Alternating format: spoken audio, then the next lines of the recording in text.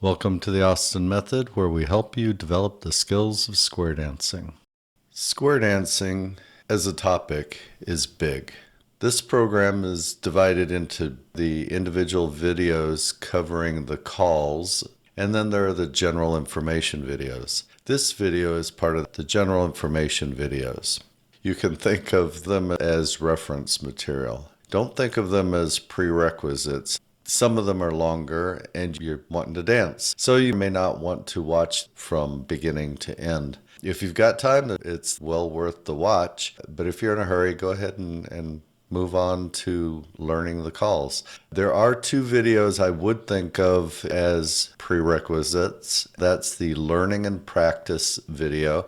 That gives you tips and tricks and helps you organize your learning. It'll give you the most efficient way to maximize your learning of the skills of square dancing. The second one, it's the site walkthrough, and it'll show you how to navigate this website, how to find the pieces and parts you may be looking for. Those two are prerequisites. Otherwise, if you want to move on to the skills of square dancing, go ahead. But if you got the time, this is some great material. If you don't, make sure you come back as you get further into it. Come back to these materials and go over them. Even if you go through them at the beginning, come back to them, because as you gain vocabulary, you will get more from it in a second viewing as you get further along. So without any further ado, let's get to the video.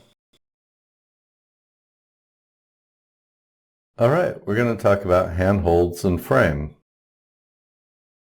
Why do we have handholds and frame? Well, we have handholds and frame to help us with a lot of things. It's what makes dancing work.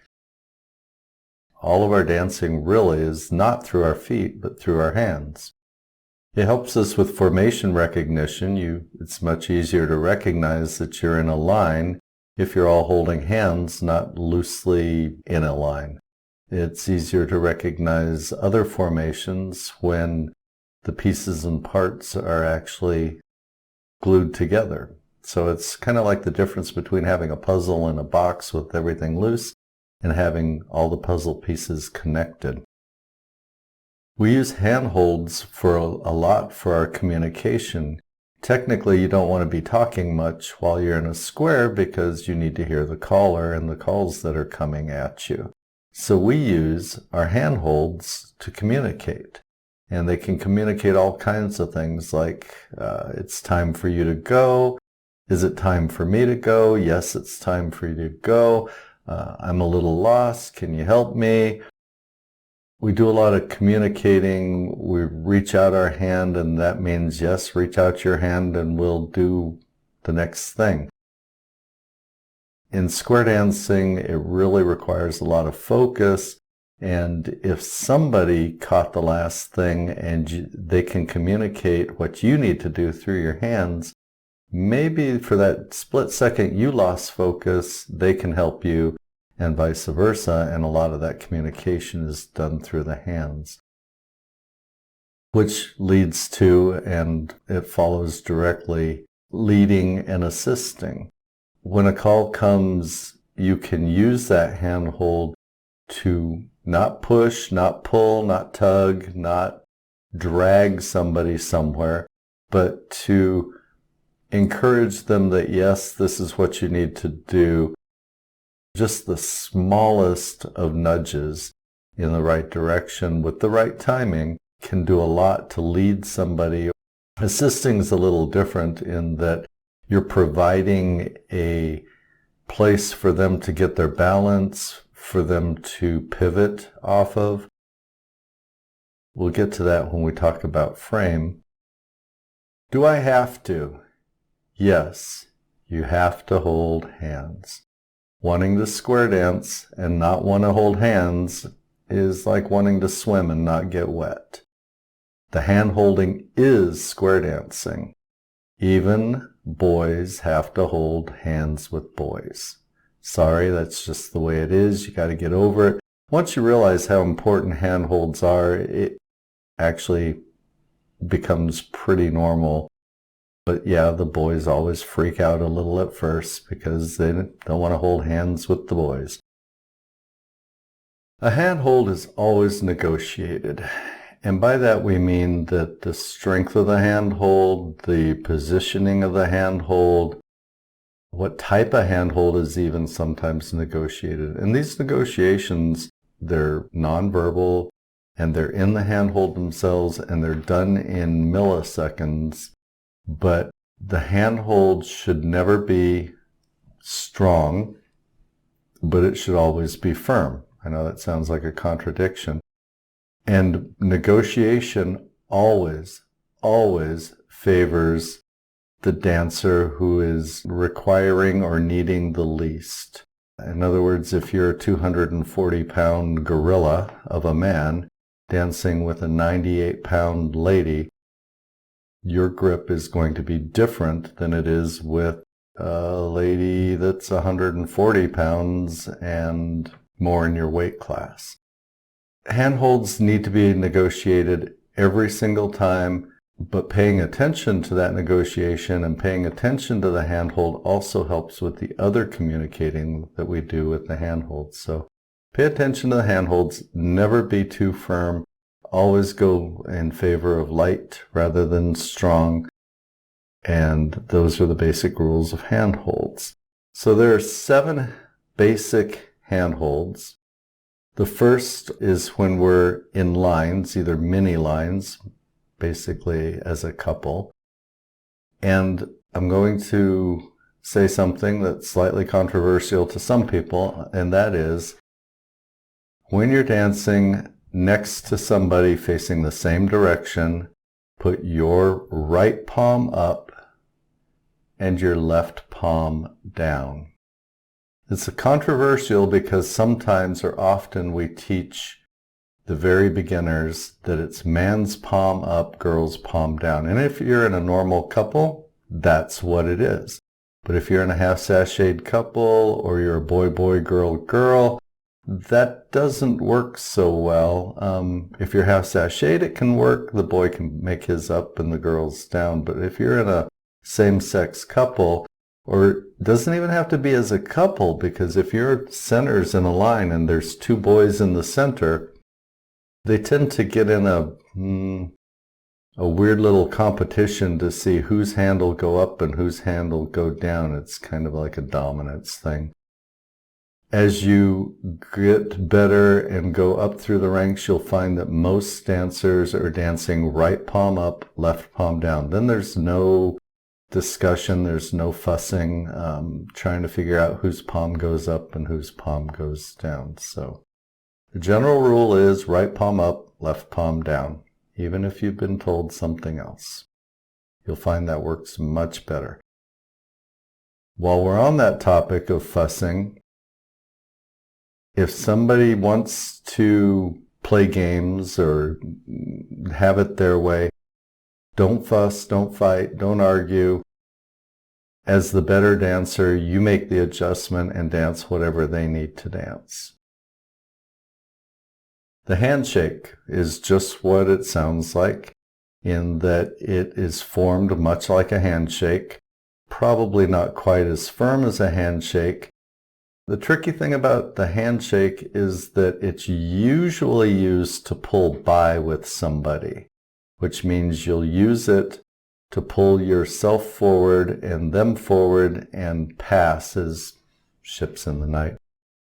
The tricky thing there is often people just forget to let go. It's very strange, but they do. The half gladiator. So the half gladiator is a forearm hold like gladiators would greet each other. So it's a gladiator handshake. The thing to pay attention to here, and it's used for turning calls like turn through, turn your partner by the right, Alaman left.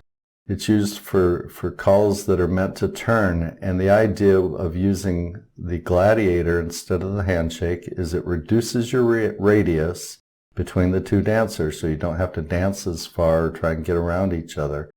And it also gives you more of a frame to actually pivot with each other's help. The one trick to the half gladiator is don't grab all the way up to the elbow. Past the wrist, but not to the elbow. The reason for that is if you go all the way to the elbow, yeah, you've got a little shorter radius and a little stronger frame, but it's much harder to disentangle when it's time to let go. So we typically try to hold on between the wrist and the elbow. Promenade. Promenade is used pretty much just for promenading. A lot of people get confused about which hand goes over which, and it's very easy to get into a promenade if you'll just do this one thing. Usually the dancers, the girl and the boy, are approaching each other from opposite directions, perhaps after a weave the ring, or an Allemande left, or a right and left grand, and the caller will call promenade. Each dancer offers their right hand. The boy offers it with frame, and we'll talk about frame in a minute. He offers it with frame. She meets it with frame and uses those right hands to pivot herself around to be walking in the same direction as the boy. Once she gets turned around, they then connect their left hands under the right hands. But the focus is those right hands, getting them connected, using them to help the lady pivot around, and it'll go much smoother. Touch.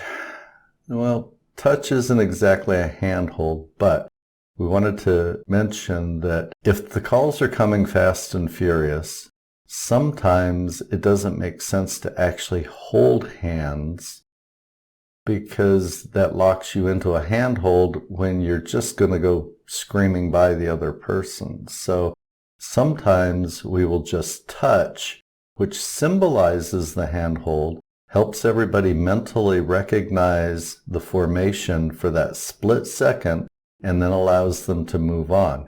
If you miss that touch, or if you refuse to do the touch, sometimes people will get confused because they don't recognize that they were momentarily in position to start the next call. Always at least touch, but typically we hold hands. Oh, the wave controversy. So there's a hands up form of the wave and two hands down forms of a wave. So hands up, there are two ways to do hands up. And here's the first one, which is with interlocked thumbs, or catching each other's thumb, is the most fun for younger dancers and for hot hash and for certain situations. Because again, like the half gladiator, it reduces the radius, gives you a stronger frame to pivot each other on, and that swinging action is actually a lot of fun.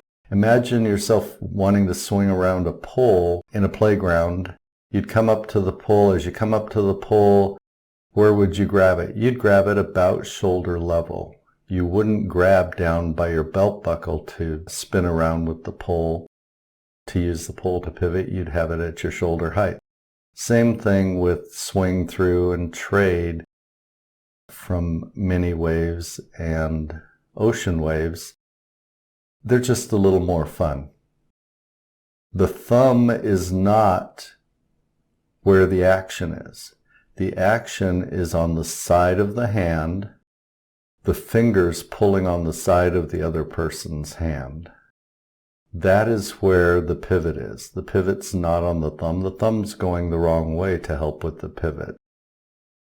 If you decide to do hands up, and if you decide to do thumbs interlocking, and the reason the thumbs interlock isn't to lock the thumbs. The reason we use the thumbs is it's easy to find the positioning, and it's easier to position the fingers where they need to be when the thumbs are locked. The other hands up method, and I'm barely going to mention it, is without thumbs with just palm to palm. it's pretty much useless because you don't have the fingers around the edge of the hand. You have no pivoting action, so there's really not much point of doing it. Hands down is either with a handshake or with a half gladiator. Usually it's with a handshake. It has a larger radius, doesn't have the same frame, so it doesn't swing around as much, but it is the more typical these days. That all being said, handholds and waves is a regional styling difference. You may go somewhere and they're dancing hands up, and you may go somewhere else and everybody's dancing hands down.